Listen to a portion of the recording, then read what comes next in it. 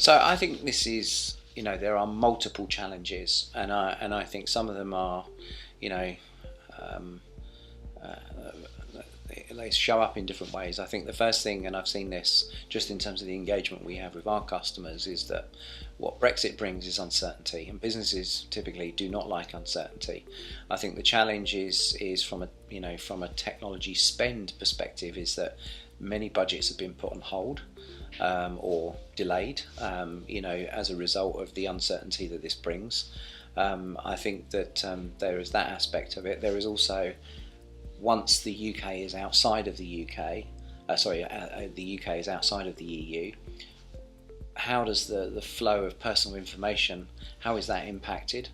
I think the other part is that if you look at it from a business standpoint, and this is closer to home from my organisation, is that we need to look at it in terms of the impact of supply chain, of operations, of the impact of us leaving the customs union and what that means for logistics and all kinds of other things, which might not initially you look at it from a technological standpoint, but it means there will be additional processes and procedures and things which will inevitably have an impact on IT and how we manage that. I think the one that kind of sits at the forefront of my mind is, if you're in Her Majesty's Revenue and Customs and you're looking at what's coming up and the exit of the customs union, how is that going to impact how you process VAT and tax and all kinds of other things? That's going to have a huge impact on the systems and processes that you have.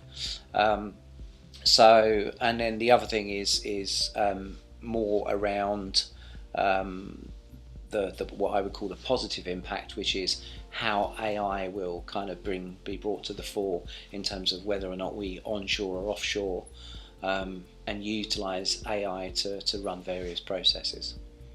Despite of this coming in March, we know that we have been suffering this since everything was announced, and it's impacting investments and it's impacting talent. But I think on the other side, the good thing might be that companies are going to react to trust more how to work at a distance, beyond any borders, and develop new technologies that is going to allow us to build trust at a distance and work with teams in a very efficient and creative way. So I think it might be actually positive in a sense of new developments in terms of technology and AI to work at a distance. For us, Brexit, Babcock is mostly a UK-based company. We work in UK defence. Brexit is something to be aware of, but because we're not massively international, it's not that big a concern.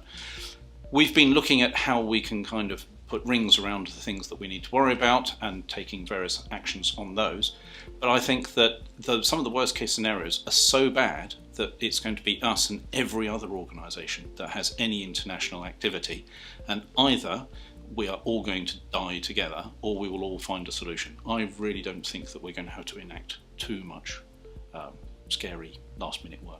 Yeah, I think there's two main ones. I think first of all, potentially a skills issue, because if EU nationals have difficulties working in the UK, either from an ease perspective or from a attractiveness of the UK market perspective post-Brexit, then that might be a skills issue for IT teams. Second one is Brexit means changes in the ways of working, which is going to mean there's going to be more demand on IT teams to make changes, so the workload's going to increase.